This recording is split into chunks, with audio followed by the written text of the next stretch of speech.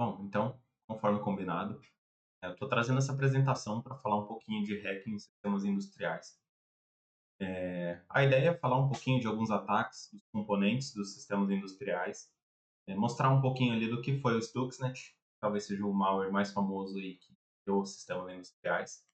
E no final, mostrar um ataque real no nosso laboratório, explorando o protocolo Modbus, atacando um sistema SCADA.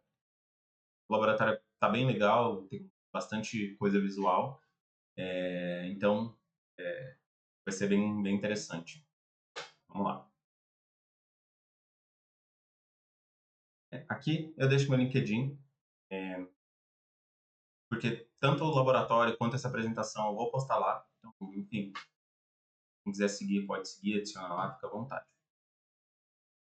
Falando um pouquinho do que é um sistema industrial, né, o que é ICS, basicamente são sistemas de informação, só que eles são usados para controlar processos, fabricação, manuseio de maquinário pesado, esse tipo de coisa. É tudo que tem numa indústria ali, basicamente.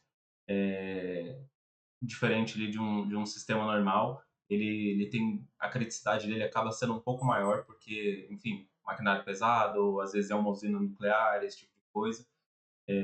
Então, qualquer erro, qualquer ataque, o perigo não seria só o roubo de informação, e sim um problema catastrófico ali na empresa, na indústria, ocasionando alguma explosão, alguma coisa desse tipo.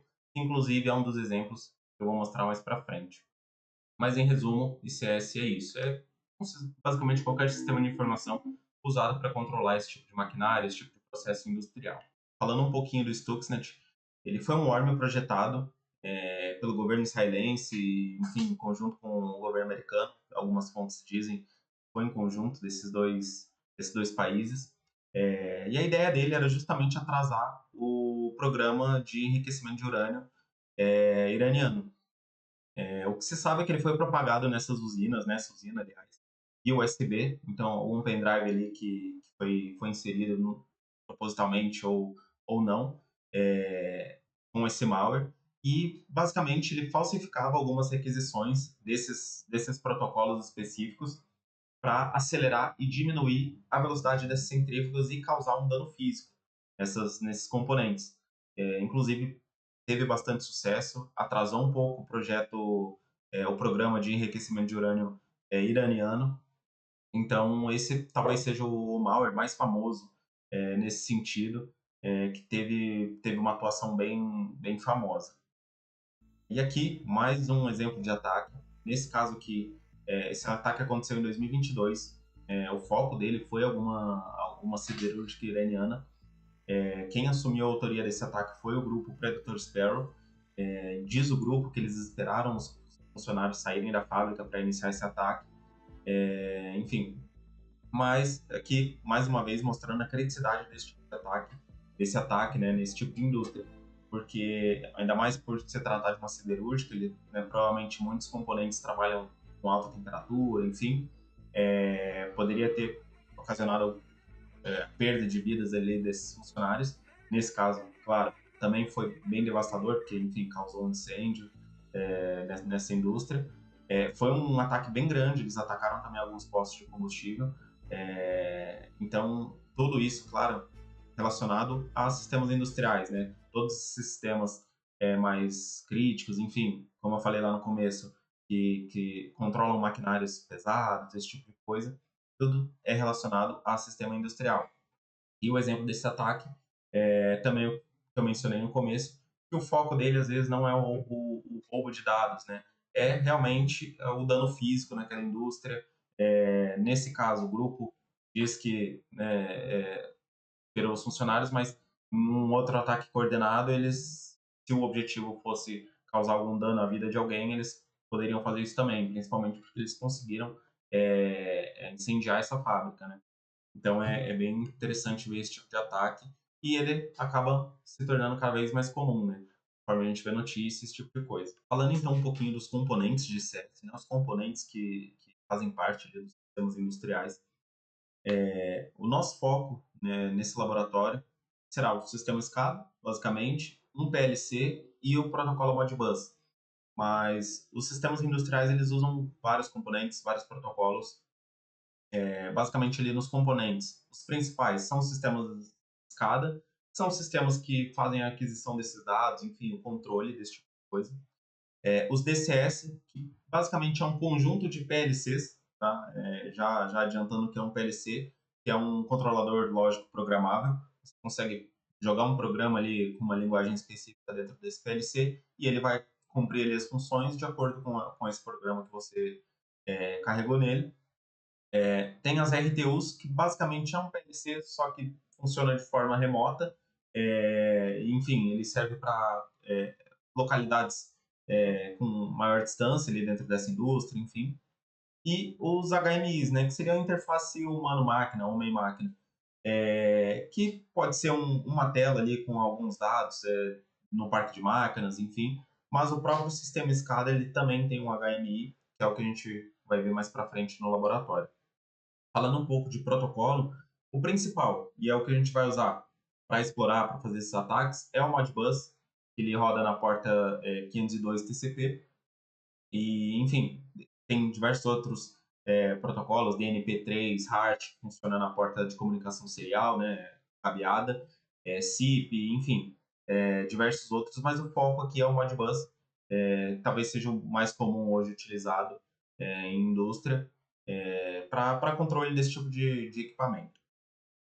Falando então da estrutura do laboratório, basicamente nós temos o sistema SCADA em um servidor, ele vai comunicar com um PLC via Modbus e esse PLC vai controlar um tanque d'água que vai ser representado pelo software Factor.io. O sistema SCADA que vamos utilizar é o SCADA BR, ele é um sistema aberto, então qualquer um pode baixar, enfim, instalar e testar. O Factor.io também ele tem um trial de 30 dias, então todo mundo consegue subir esse laboratório. Eu vou deixar todos os arquivos, enfim, todas as instruções para esse laboratório depois. E ali a nossa máquina hacker, né, nosso Kali, que vai simular um atacante na rede, ou uma máquina infectada, ou até mesmo um PLC exposto para a internet. Mais para frente eu pretendo falar um pouquinho mais dessa exposição desses componentes. Tem muita coisa exposta na internet relacionada à indústria, à ICS, inclusive PLC, diversos outros componentes, que permitem, inclusive, o controle deles, o envio de dados, esse tipo de coisa. O Shodan, alguns filtros do Shodan, você consegue ver tudo isso de forma bem clara. Mas, basicamente, é isso. Então, vamos para o laboratório. Então, já aqui no nosso laboratório, de forma bem resumida, o nosso sistema SCADA, né, o nosso sistema supervisório de aquisição de dados, ele está hospedado em um servidor e está conectado no PLC do Factor.io. Aqui é um servidor, né, Modbus, claro, rodando na porta 502. O ID desse slave, né, o ID desse componente é 1. E aqui, cada entrada desse PLC segue um padrão daqueles 4 tipos de dados, né? Então, aqui, por exemplo, o registrador de retenção é responsável por abrir a válvula para entrar água nesse tanque. E ele é um registrador de retenção justamente porque ele permite um dado maior. Então, posso colocar 100, 500, 1000, que é basicamente a vazão desse tanque, né? Dessa entrada de água desse tanque. Assim também como a válvula de saída desse tanque. Para ficar mais fácil de entender, então, aqui, nosso sistema supervisório, eu posso, né, se eu um funcionário dessa fábrica, ele pode vir aqui e colocar que ele quer uma entrada de 500 unidades, por exemplo, e no nosso Factor.io a gente consegue ver essa água entrando nesse tanque, que tem uma medida também. Enfim, se ele quiser estabilizar esse volume de água, ele pode colocar 500 aqui na saída também, e essa água vai ficar estabilizada porque está entrando 500, saindo 500. E basicamente é isso, né? Esse sistema, essa visão aqui do SCADA é bem simples, é bem difícil de achar conteúdo dessa parte de interface gráfica do sistema SCADA. Então, essa aqui é uma bem simples que a gente conseguiu fazer para a representação. E, basicamente, essa é a parte da fábrica. Tá? Então, agora a gente vai para a parte do Kali para entender como é que funciona. Inclusive, aqui na parte de fonte de dados, a gente consegue ver tudo funcionando de forma mais fácil. Essa parte de aquisição é basicamente a configuração dos sensores, né, de toda aquela parte do PLC aqui no SCADA. Então eu fiz só 3 sensores aqui basicamente, que é o level, a válvula de entrada e a válvula de saída. Aqui registrador holding, que é o que a gente faz abrir e fechar e escolher o volume ali de entrada. E o level, que basicamente é um registrador de entrada, porque eu só preciso aqui no SCADA, no sistema SCADA, visualizar qual o volume desse tanque, nada mais. Lembrando que o registrador de entrada ele é somente leitura, né? Então ele é ideal para esse tipo de situação. Já a válvula de entrada e de saída, eu preciso gravar valores, né? Para o tanque fazer esse controle. Então, por isso que ele precisa ser esse tipo de dado. Aqui a gente tem uma representação também, né, bem tranquila de visualizar. E aqui a representação 3D desse tanque. Então, vamos para a máquina hacker. Então, aqui no nosso laboratório, na parte de ataque já, à direita a gente tem o nosso tanque, né, simulando, enfim, um tanque de resfriamento, alguma usina nuclear, alguma coisa nesse sentido. Ele está estabilizado, como a gente configurou lá no sistema SCADA. Tem 500 unidades entrando e 500 saindo, então ele fica bem na metade assim. E aqui na máquina atacante, tem algumas coisas que a gente já pode começar nosso reconhecimento. Além, claro, do reconhecimento normal, enfim, a ideia aqui é simular, né, enfim, que já é uma máquina infectada ou é um PLC exposto ou algo nesse sentido. Então, a gente desenvolveu um script em Python utilizando a biblioteca PyModBus, que faz a leitura dos registradores desse PLC. Rodando ele aqui, é um script bem simples, eu também vou disponibilizar ele. E ele, basicamente, ele faz a leitura, tá? Qualquer equipamento, qualquer coisa que interage com o Modbus consegue fazer essa leitura desse PLC. E ele já apontou para a gente aqui duas coisas bem interessantes. Lembrando que os registradores de retenção e as bobinas são os dois registros que podem ser gravados. Então, são os que mais interessam na hora de um ataque. Os registradores de entrada e os discretos, eles só refletem o que o PLC tá mandando para a gente. Nesse caso aqui, esses registradores de retenção, a gente consegue ver 500 e 500. Como a gente tem a informação prévia, né, que o funcionário ali da fábrica colocou 500 unidades de entrada e 500 de saída, a gente já sabe o que significa isso. E como esse registrador tem a permissão de escrita, né, a gente consegue alterar ele. Esse script aqui ele só faz a leitura, mas o Metasploit ele já tem alguns scripts que ajudam a fazer essa escrita, tá? É só dar um search modbus e utilizar esse auxiliar aqui, tá? Scanner, escada, modbus client.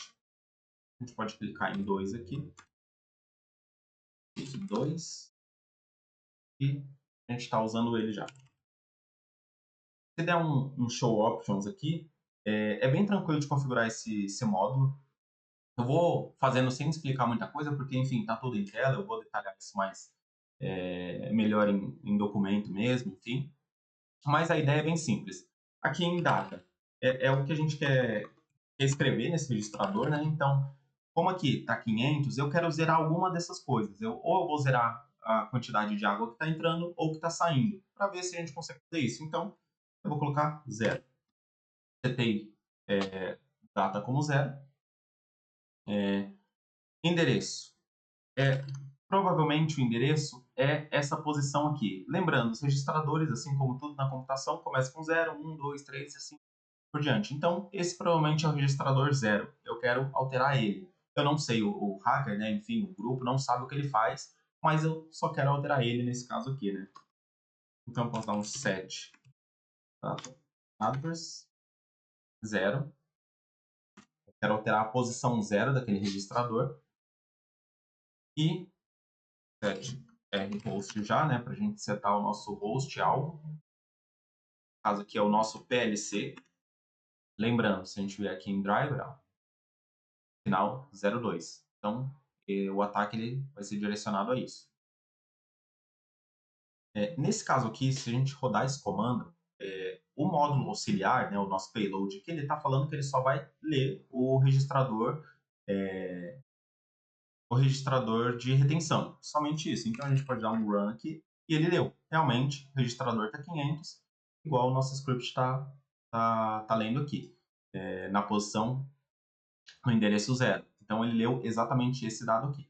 Só que esse não é o nosso objetivo. Nosso objetivo é alterar. Então, a gente tem que alterar esse módulo aqui, esse payload, para que ele faça a gravação desse registro. Vamos lá. Então, para usar o módulo de escrita, só dar um set action, write. Então, agora, a nossa ação, ao invés de ler esse registrador, é setar ele. E, só recapitulando aqui a nossa configuração, ele vai gravar o valor 0 no endereço 0 do registrador de retenção, né, do holding register aqui. Ou seja, esses 500, a ideia é que ele seja 0 e a gente vai ver se vai refletir na nossa fábrica ali. Só dar um run.